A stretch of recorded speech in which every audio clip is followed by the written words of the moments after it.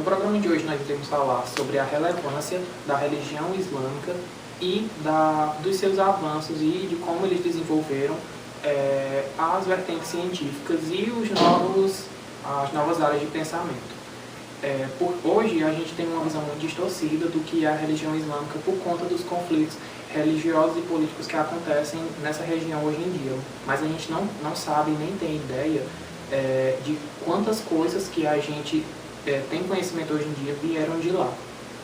Bom, como o Bruno disse, os islâmicos eles tinham grande influência no mundo de hoje, porque foi através deles que o mundo civilizado foi organizado e conceituado, assim como a civilização moderna e contemporânea.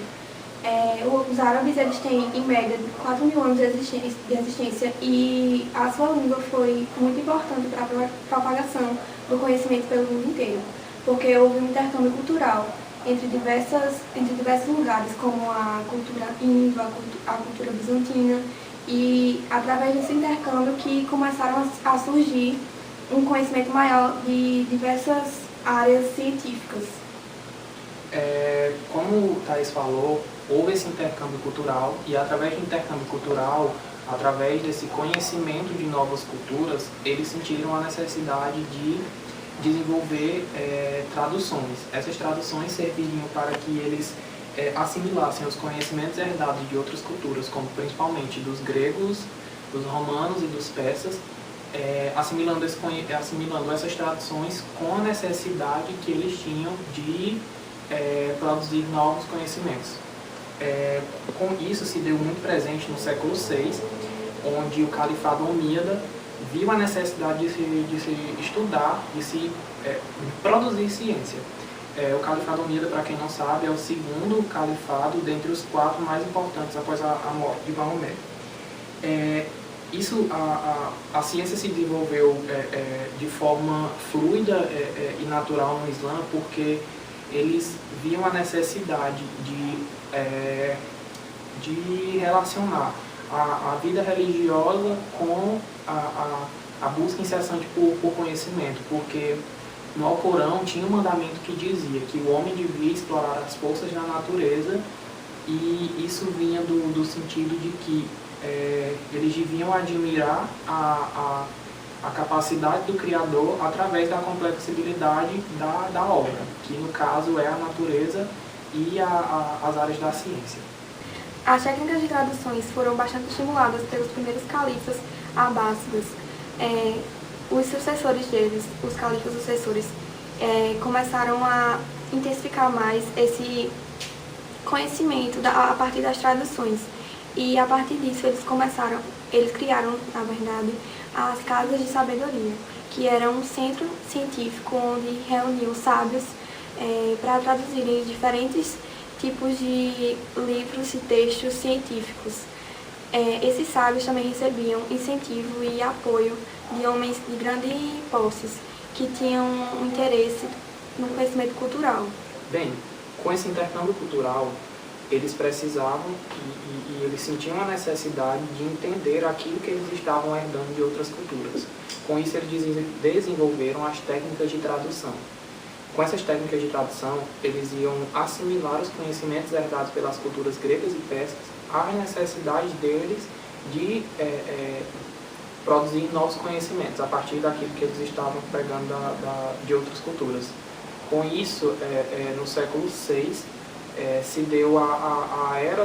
iniciou a era da luz da sabedoria no Islã, que foi onde o califado omíada passou a se interessar pela produção e desenvolvimento dos novos saberes. Tudo isso se dava graças à capacidade deles de conciliar a religião monoteísta deles com as provas científicas que eles iam descobrindo através das traduções. Isso se dava por conta até de um mandamento que tinha no Alcorão, onde dizia que eles deviam explorar as forças da natureza, e também pelo conceito de que eles tinham de que, para conhecer e admirar a habilidade do Criador, eles deviam admirar a sua obra e a complexidade dela. Os textos traduzidos nas casas de sabedoria eram transmitidos nas madrasas, uma instituição educacional que ficava perto de uma mesquita, e tanto era repassado um conhecimento religioso quanto árabe, quanto também as vertentes científicas, a medicina, a geografia, a história, a astronomia, enfim, todos os temas em geral. E elas iam desde o ensino básico, passando pelo fundamental pelo ensino médio, quanto até o ensino superior. Bem, pois é, a riqueza das tradições precederam um grande período de conhecimento para os árabes. E entre o século IX e o século XIII foi a ciência árabe se ergueu, tomou mais consistência, e esse período foi conhecido como o apogeu para a ciência árabe. Então eles viram a necessidade de fundar uma instituição que cuidasse e organizasse esses saberes e também ajudava na formação dos sábios e pesquisadores. Essa instituição é conhecida como a Casa da Sabedoria e ela foi fundada em Bagdá, junto com a maior biblioteca conhecida na humanidade. E isso tudo foi fundado durante o Califado Abbásida. Bem, como a gente falou, depois de toda essa série de estudos e pesquisas e a busca incessante pelo conhecimento dos islâmicos, dos árabes, algumas áreas do conhecimento foram surgindo e tomando forma a partir desses estudos. Uma delas é a matemática, e hoje trouxemos um estudioso no assunto, o Guilherme, e ele vai falar um pouco para a gente sobre como se desenvolveu o estudo da matemática na religião islâmica. Então, o Império Romano começou a cair, e a população mundial, que se resumia justamente naquela faixa ali, naquela localização, ela começou a esquecer de temáticas como artes e ciências e se preocupar em ter estabilidade e segurança. Em uma visão paralela, a cultura islâmica estava ganhando cada vez mais forças em seu território e, consequentemente, isso fez com que essa cultura ganhasse diversos horizontes, abrangisse fronteiras muito grandes. E por isso eles começaram a desenvolver rotas comerciais em seu território, justamente para conseguir unir todas as faixas de território que eles possuíam. Essas rotas comerciais eram cada vez mais protegidas e investiam cada vez mais em rotas seguras, o que fez com que o fluxo aumentasse ainda mais. Consequentemente, com esse fluxo, eles conseguiram ganhar muito lucro, conseguiram, através de taxas e impostos, ter um poder monetário, e graças a esse poder monetário começaram a investir em temáticas científicas e intelectuais. E foi daí que começou o surgimento das primeiras ciências, o estudo da geografia, o estudo da antropologia e principalmente o estudo da matemática. E na matemática eles desenvolveram um sistema lógico e sensível que foi capaz de substituir os algoritmos romanos, onde os algoritmos romanos eram um pouco mais difíceis de trabalhar. E esse novo sistema de algoritmos permitiu a eles uma facilidade maior para se trabalhar.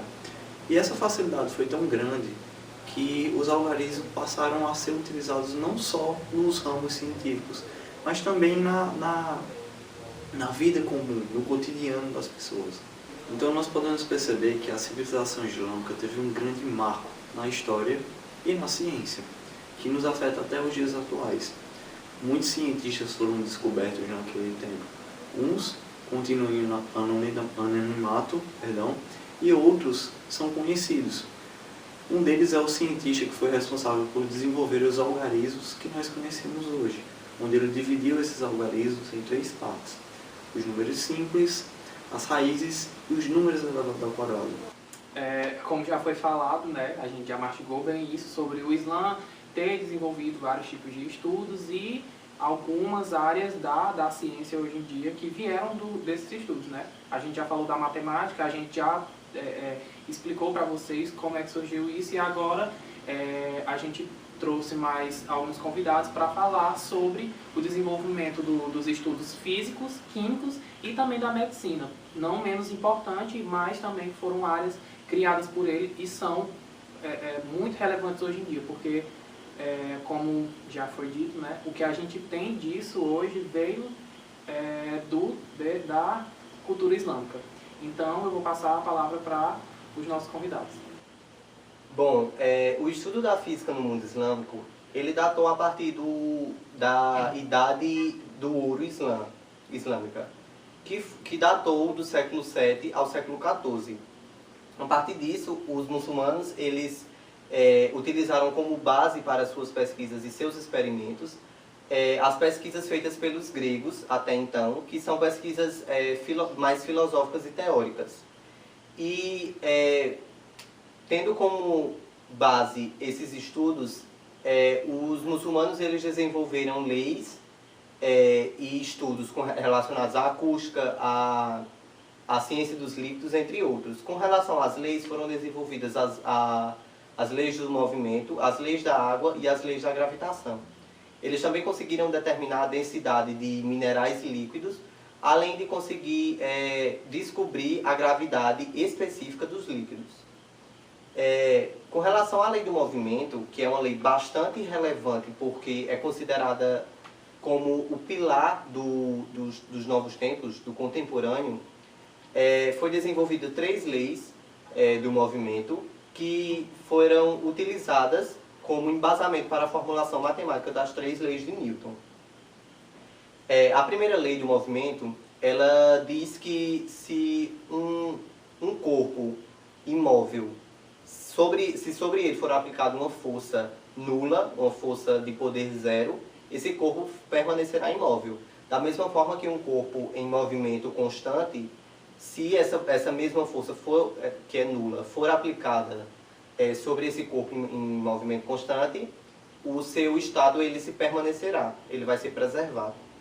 Já com relação à segunda lei do movimento, ela diz que para que haja o movimento de um corpo, a força e a direção elas precisam estar no mesmo sentido, no mesmo caminho. E com relação à terceira lei do movimento, ela diz que se 2 objetos interagem entre si, a força que o primeiro objeto faz sobre o segundo objeto vai se igualar à força que o segundo objeto faz no primeiro objeto, só que em direções opostas. Por último e não menos importante, a lei da gravitação, também estudada pelos muçulmanos e bastante desenvolvida e mastigada por eles, sua importância ela se dá pelo fato de ligar os corpos celestes e manter sua integridade em suas órbitas.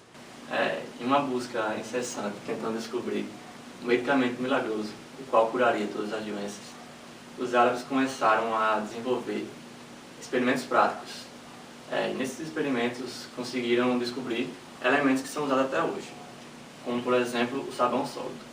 O sabão sólido surgiu a partir do processo de sapolização. Esse processo resume na mistura de gorduras animais, óleos naturais e soda cáustica. Depois de fervida, ela endurece. Descobriram também o vinagre, num processo de fermentação.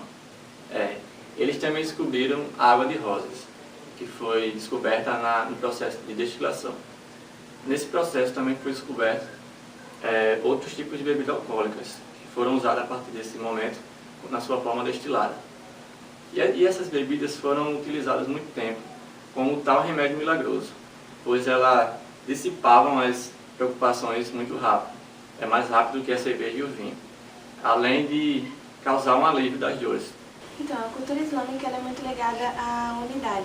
E é através dessa compreensão que estabelece todas as ciências que elas se interligam, como a física, a química, a matemática e a medicina. Em relação à medicina tradicional islâmica, ela é muito ligada a versículos do Alcorão e também a influências gregas que eles tiveram, que permitiram aperfeiçoar e criar novas práticas na anatomia, na terapêutica e na farmacologia. Além disso, eles também criaram a técnica de anestesia, que só foi implantada à medicina ocidental muitos anos depois. E também eles criaram a concepção do espaço hospitalar, que é uma das principais características e que ficou como legado da civilização islâmica. Em relação à medicina que eles aplicam atualmente, eles usam muito das técnicas do início que eles criaram na medicina. E a principal delas é a cura através da terapia. E existem várias delas, como a terapia natural, através de elementos da natureza, a terapia através de recursos práticos, que eles usam efetivamente tratamentos como compressas e purgações, e a terapia combinada, que são todas elas juntas, simultaneamente, e a terapia que chama Ruqya, que é a parte da medicina islâmica mais ligada à religião, que é justamente a prática da medicina através de invocações sagradas.